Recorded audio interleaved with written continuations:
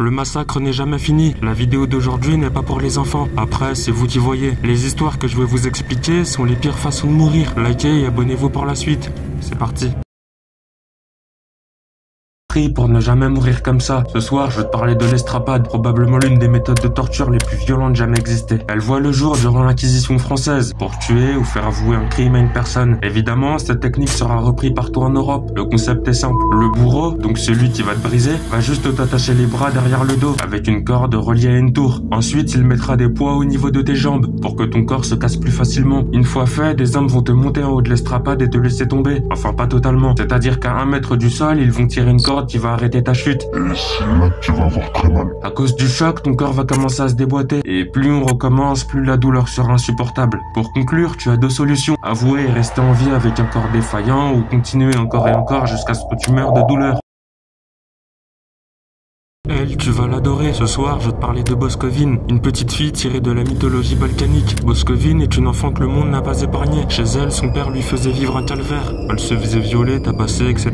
Mais ce n'est pas tout, car sa mère ne l'a jamais considérée. Elle voulait un garçon et dès la naissance de sa fille, elle sera négligente. Un jour, son père sera tellement ivre qu'il commettra l'irréparable et battra sa fille à mort pour se soulager mentalement. Et c'est là que Boscovine va ressentir une colère très intense, car sa manière de penser sera la suivante. Si moi je ne suis pas heureuse, pourquoi les autres devraient l'être? Du coup, elle deviendra maudite, et son but sera de ruiner des familles. En général, elle agit chez les gens qui ont des liens forts. Premièrement, elle se fait passer pour une fille qui a été abandonnée à la naissance. Elle toque chez vous et commence à raconter son histoire. Deuxièmement, elle va lire tes pensées pour connaître tes envies. Et grâce à cela, tu vas l'héberger chez toi pendant une durée limitée. Troisièmement, créer des liens. Boscovine sera une petite fille géniale, et grâce à sa malédiction, elle fera ce que tu veux quand tu veux. Quatrièmement, la mort. Quand toi et ta famille l'auront définitivement adoptée, des choses bizarres vont se produire. Déjà, elle va tuer tes enfants, et elle tuera soit le père ou la mère, pour ne laisser qu'un survivant. Car n'oubliez pas, elle veut donner son malheur aux autres.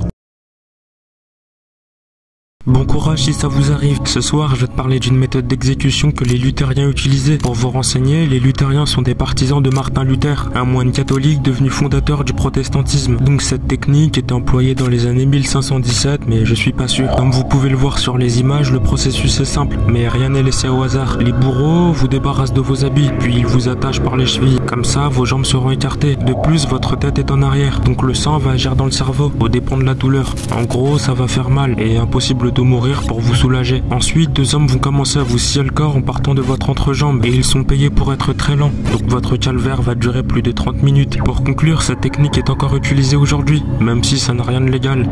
Mais vous connaissez la barbarie humaine.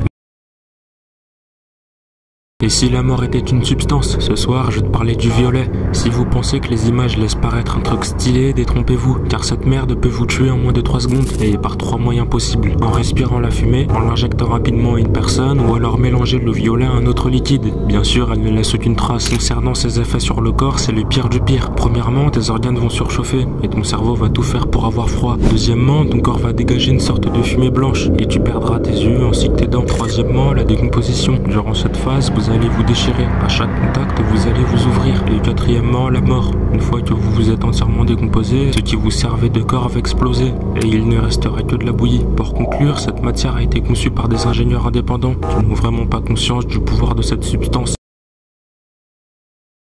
Vidéo spéciale, ce soir je vais t'apprendre à briser une personne, et la technique marche sur tout le monde. Bon, cette méthode se nomme le supplice de la goutte d'eau, et elle existe depuis la nuit des temps. Mais officiellement, c'est au Moyen-Âge qu'elle sera beaucoup utilisée. L'objectif est simple, tu attaches fermement une personne, puis tu laisses tomber des gouttelettes d'eau sur son front, environ toutes les 3 secondes. Au début, ça sera normal pour le cobaye, mais au bout d'un moment, il deviendra fou, car son corps ne pourra pas arrêter l'eau. Donc c'est là que tu devras t'arrêter. Mais si tu continues, tu vas définitivement briser le mental du cobaye, et le résultat est de 100%. Malheureusement, je peux pas vous montrer les images car dès que le gars est libre, il se...